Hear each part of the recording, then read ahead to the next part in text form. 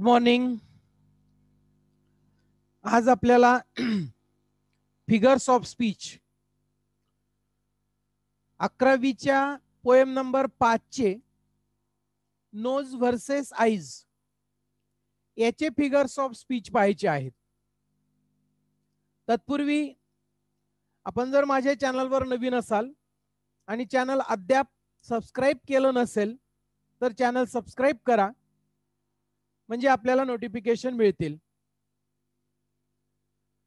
First line of the poem, between nose and eyes a strange contest arouse.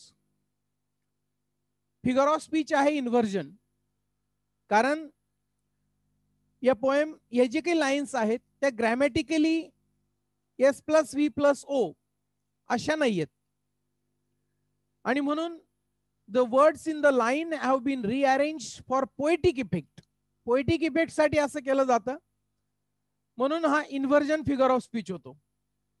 Next line, the spectacle set them unhappily wrong and the figure of speech is alliteration, because yes sound, yes in spectacle, yes in set, it is repeated. Next line, the point in dispute was, as all the world knows, consonants. Why? Because the consonant sound of the letter z has been repeated. It means knows and was in this way. Next line, to which the said spectacles ought to belong. Alliteration is there, कारण इथं sound yes repeat झालाय. yes in said, yes in spectacle. Next line, so tongue was the lawyer and argued the cause. Personification, because the tongue has been given animate quality of arguing. argue करणे, वाद, हे माणसाचं काम आहे. टंग ते कसं करू शकेल?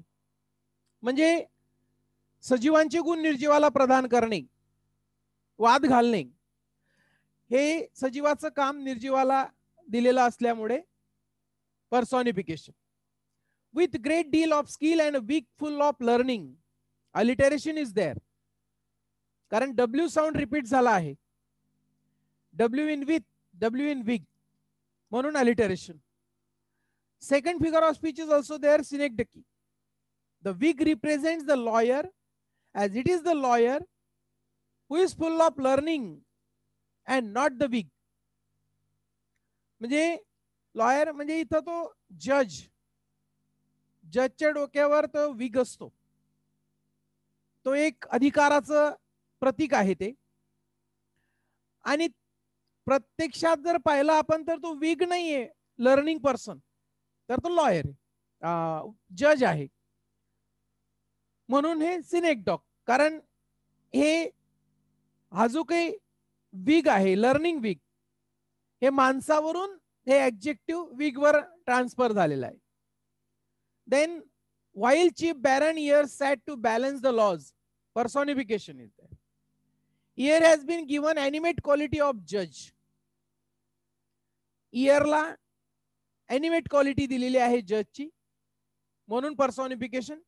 निर्जीवाला सजीवाचे गुण प्रदान केले जातात. So famed, so far his talent is nice in nicely discerning. पर्सॉनिफिकेशन.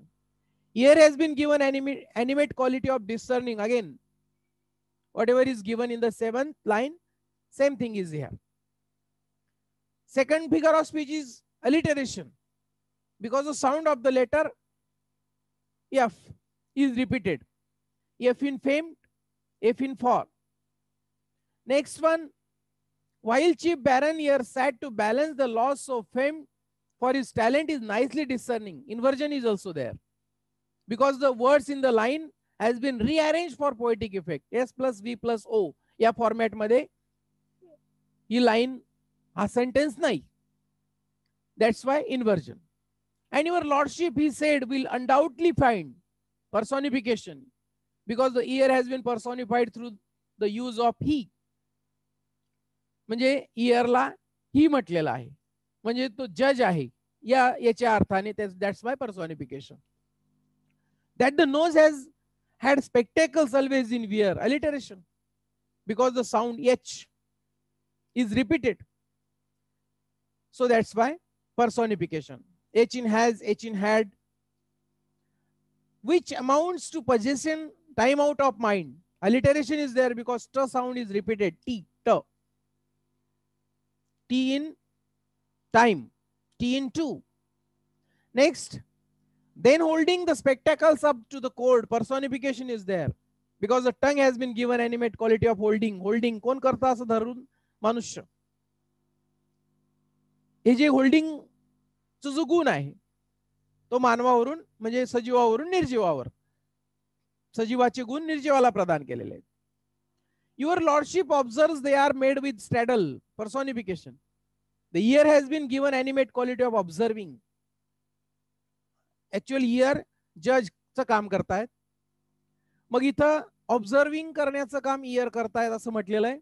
म्हणून मानवाचे गुण निर्जीवाला प्रधान, सजीवाचे गुण निर्जीवाला प्रदान केले जातात. They are made with a straddle as wide as the reach of the nose. Simile is there.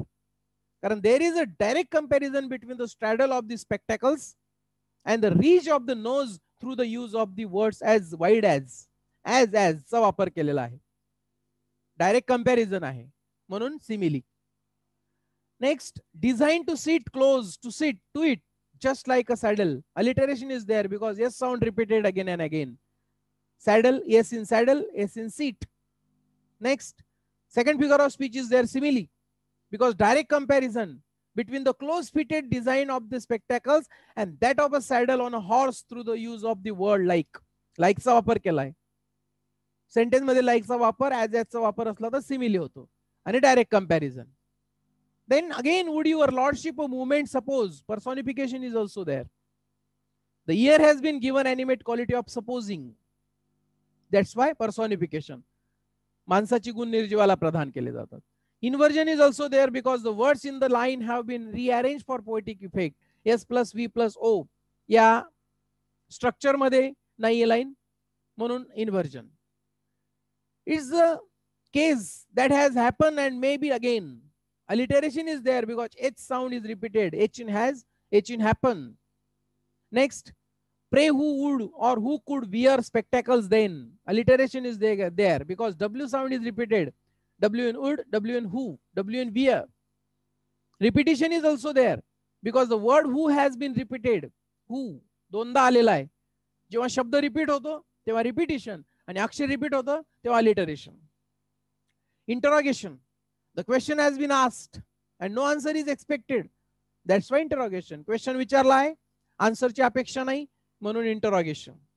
Next, on the whole it appears and my argument shows. Tautology. The word appears and shows have the same meaning.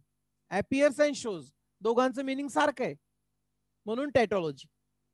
With the reasoning म्हणजे काय होतं तिथं की एकाच अर्थात दोन वेगवेगळे शब्द जेव्हा वापरले जातात तेव्हा tautology. With the reasoning, the court will never condemn. Alliteration is there because W sound is repeated. W in with, W in will. Next line, that the spectacles plainly were made for the nose. Inversion is there because grammatically the sentence is not correct. Grammatically correct नाही म्हणजे काय पोएटला ते वाक्य वापरता येत नाही असं त्याचा अर्थ होत नाही, परंतु पोएटिक इफेक्ट साठी पोएट त्या ठिकाणी अशा प्रकारचे शेवटी रायमिंग वर्ड्स, रायमिंग पेयर्स वगैरे ह्या ज्या गोष्टींची दखल घ्यावी लागते आणि म्हणून अशा पद्धतीच्या लाईन असतात. परंतु ग्रॅमॅटिकली जर विचार केला आपण तर inversion. Then shifting his side as a lawyer knows how. Personification is there because tongue has been personified by using male pronoun his. मानवाचे सजीवाचे गुण निर्जीवाला प्रदान केले जातात. हिज हे सजीव आणि टंगला ते प्रदान केलेले आहेत ते गुण म्हणून personification. He pleaded again in behalf of the eyes. Personification pleaded विनंती करणे. The tongue has been given the animate quality of pleading म्हणजे टंग जो वकिलाची भूमिका बजावतोय ते पर्सॉनिफाईड कशाला प्लीडिंग विनंती करणे. टंग विनंती करणारी माणूस विनंती करतो म्हणून personification. But what were his arguments few people know. Personification is there because tongue has been again personified by using male pronoun his. Same thing is here. 25 line number 25 मध्ये जे सांगितलं होतं ते इथं 26 मध्ये again inversion. Also, this figure of speech is there because the words in the line have been rearranged for poetic effect and it is not in proper order grammatically, S plus V plus O. So that's why inversion. Alliteration is also there because W sound is repeated. W in what? W in where. So alliteration is there. Next, for the court did not think they were equally wise. Alliteration is there because W sound is repeated. W in where? W in wise. So his lordship decreed with a grave solemn tone. Personification is there because the ear has been given animate quality of discring. So personification. Tautology is also there. The word grave and solemn have the same meaning. दोघांचा अर्थ same होतो. Grave and solemn. म्हणून tautology. That whenever the nose put his spectacles on, personification is there because the nose has been personified by using male pronoun his. मानवाचे गुण निर्जीवाला प्रदान केलेले असतात. By daylight or candle light, eyes should be shut. Alliteration is there because sound is repeated. SH in should, SH in shut. So that's why alliteration. एवढे आपले या जवळपास 30 लाईन्सच्या figures of speech पाहिले आपण. याच्यातले rhyming words arouse, wrong, knows, belong, याच्यामध्ये arouse, knows, wrong, belong. आणि म्हणून याचे रायमिंग स्कीम कशी झाली? ए बी ए बी या पद्धतीने लिहितो आपण. ही साइड फक्त तुम्हाला समजण्यासाठी अराउज, नोज दोघांना A, wrong, belong, B B. But while we writing you should write in this way, A B A B. जेव्हा आपण लिहितो तेव्हा अशा पद्धतीने लिहित असतो. हे असं याच्या समोर ए, याच्या समोर बी, याच्या समोर ए, याच्या समोर बी असं लिहित नाही आपण. It is only for your understanding. Okay, so I hope you understood all the figures of speech. So I am thankful to you and do not forget to share this video to other your friends. Thank you.